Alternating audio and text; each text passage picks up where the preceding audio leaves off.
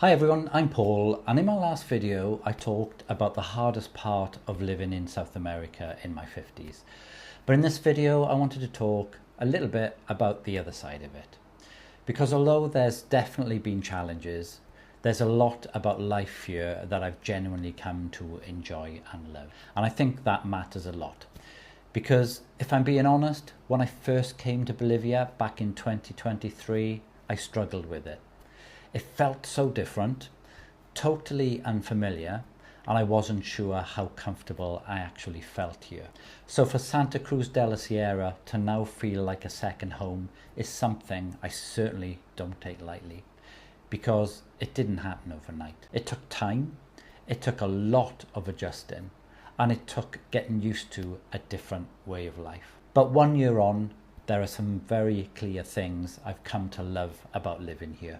The first has to be the overall pace of life. Life just feels slower here in a way that I really appreciate. There's less rush, less pressure, and day to day things feel a lot lighter. And coming from the UK, and especially from a life where I've always been juggling work, ideas, and trying to build things, that change has been really good for me. I've also grown to love our home setup here. As I've said in previous videos, we live in a condominium, and it just gives us a really nice way of living, as it feels secure, it feels settled, and there's loads of outdoor space, which I really enjoy. Because the weather here is mostly sunny, and even when it rains, it still feels warm and it rarely lasts that long, so you can still enjoy being outside.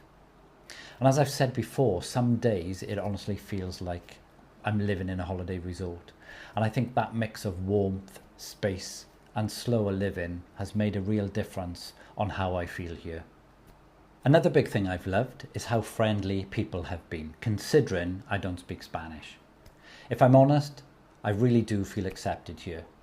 People have been exceptionally friendly, and when you move to another country later in life, that makes a huge difference. It helps you settle, it helps you relax, and it helps to make a place feel like somewhere you belong, rather than somewhere you're just passing through.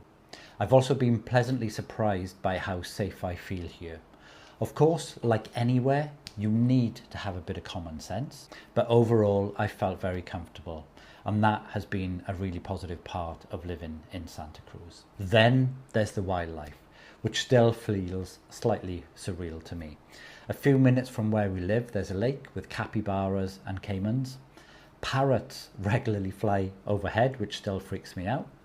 And recently we had a toucan fly over the house as well. That's just become part of normal life here, and I still find that amazing.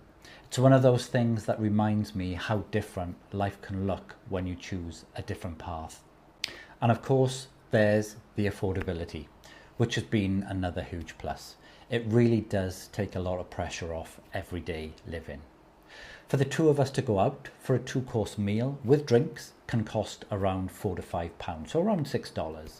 The bus has a fixed fee of 3 Bolivianos, which is around 30 pence or 40 cents, no matter how far you go.